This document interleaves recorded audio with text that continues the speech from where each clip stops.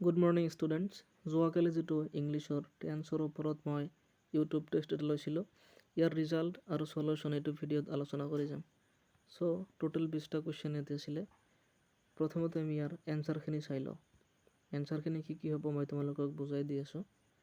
প্ৰথম কুৱেশ্যনটোত চোৱা কি কৈছে, I write the letter last night.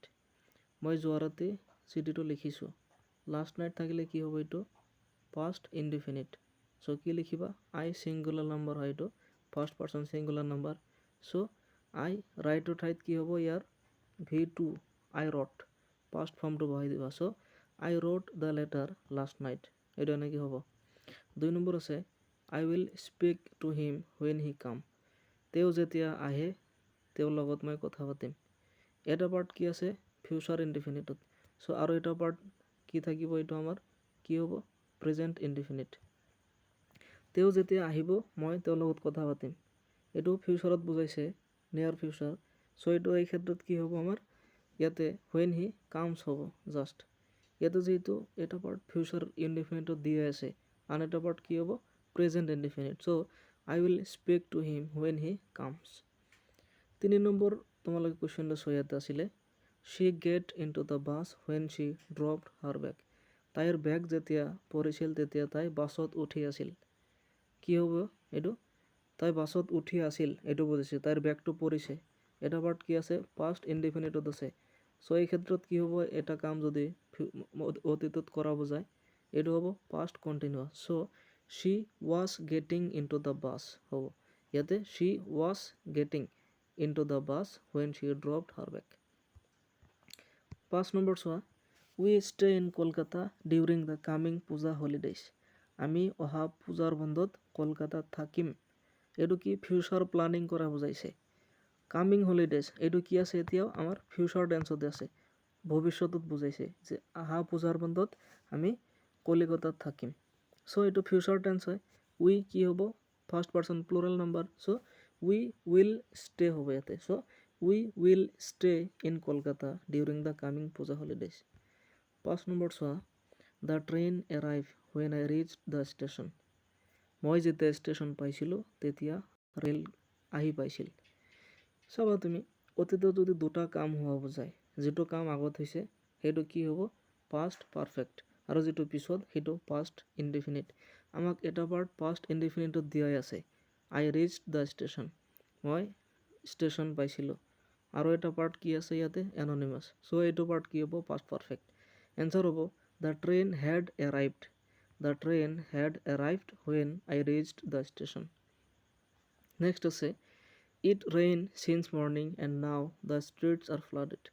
পুৱাৰ পৰাই বৰষুণ দি আছে আৰু ৰাস্তাবোৰ এতিয়া বান আক্ৰান্ত হৈ গৈছে, ৰাস্তাত বানপানী হৈছে। পুৱাৰ পৰা বৰষুণ দিয়া মানে কোনো এটা কাম আৰম্ভ হৈছে, বৰ্তমানলৈকে চলি আছে। চ' আমি এইটো জানোৱেই, প্ৰেজেণ্ট পাৰফেক্ট কণ্টিনিউৱাছ। চ' কি হ'ব, it has been raining since morning and now the streets are flooded. কি হ'ব, it has been raining. Question number 7 চোৱা, as soon as I came in she left the room. মই যেতিয়াই ৰুমত আহিছিলোঁ, ৰুমত সোমাইছিলোঁ, তাই কি কৰিছিল, ৰুমটো এৰি দিছিল, মানে ৰুমৰ পৰা ওলাই গৈছিল।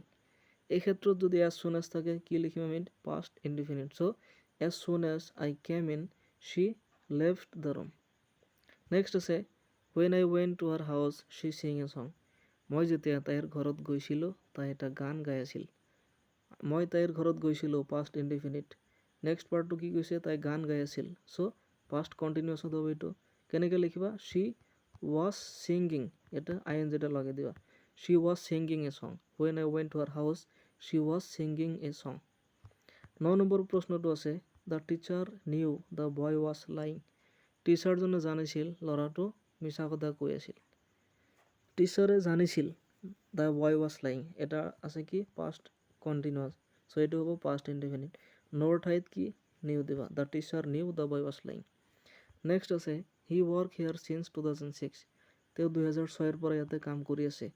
2006ত আৰম্ভ কৰিছে, এতিয়াও কৰি আছে।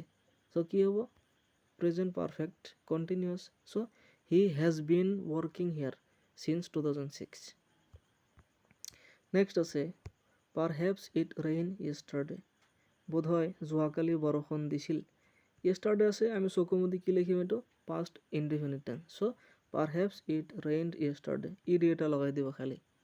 নেক্সট আছে to hate men be the biggest crime, মানুহক ঘৃণা কৰাটো আটাইতকৈ ডাঙৰ ক্ৰাইম। কি হ'ব এইটো চিৰসত্য কথা, চ' ইজ হ'ব। To hate men is the biggest crime. Next আছে আইচ ফ্ল'ট অন ৱাটাৰ, বৰফ পানীত উপঙে, এইটো চিৰসত্য কথা। চ' কি লিখিম এইটো ice third person singular number, এটা এছ লগাই দিম খালি।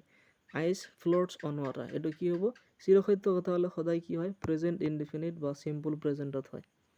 14 নম্বৰ আছে I want to go for a walk but I not finish my work yet.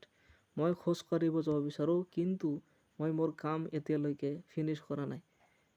এইটো কি হ'ব বাট যদি ইয়েট আছে ইয়েট থাকিলে কি হ'ব সদায় present perfect tense. So' I have not finished my work হ'ব। I want to go for a walk but I have not finished my work yet. 15 number চোৱা when I reached the station the train left.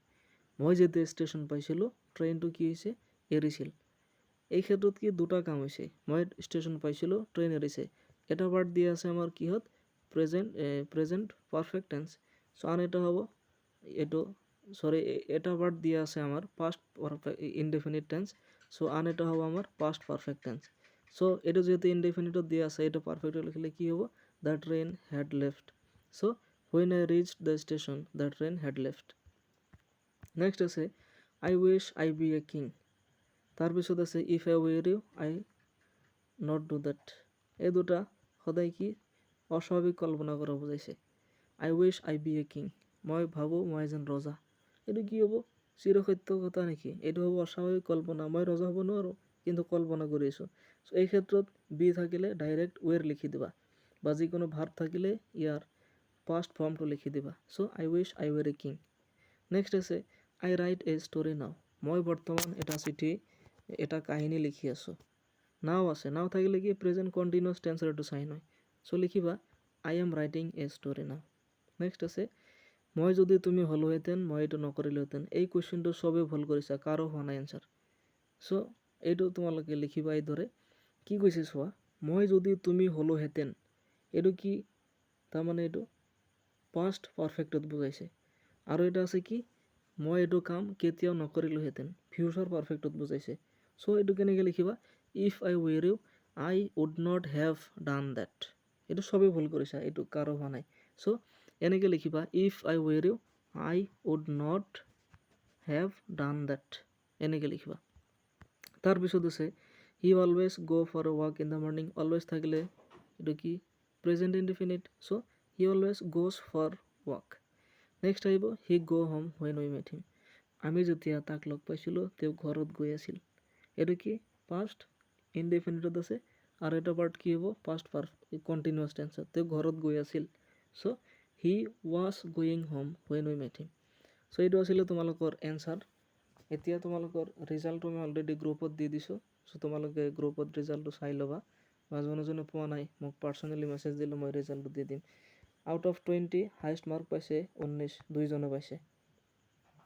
চ' তোমালোকে এনচাৰখিনি ভালদৰে আৰু একবাৰ চাই লোৱা, কিবা যদি ডাউট আছে মোক জনাই দিবা। ইয়াতে তোমালোকৰ হাইষ্ট মাৰ্ক পোৱা দুজন আছে। চ' তেওঁলোকৰ নামটো আছে দীক্ষা ডেকা আৰু সৰ্বজিত দেৱ। এই দুজনে 20ৰ ভিতৰত 19 পাইছে। চ' ডেইলি মই তোমালোকৰ টেষ্ট লৈ থাকিম, তোমালোকে এইখিনি এনচাৰ লিখি মোক পাৰ্চনেলি দিবা, মই এইখিনি এনচাৰ পিছত দি যাম। চ' কোনো চিন্তা নাই, তোমালোকে পঢ়ি থাকা, বেষ্ট অফ লাক। কিবা যদি ডাউট আছে কমেণ্ট ছেকশ্যনত জনাই দিবা। Thank you so' much for ৱাচিং the video', have a great day.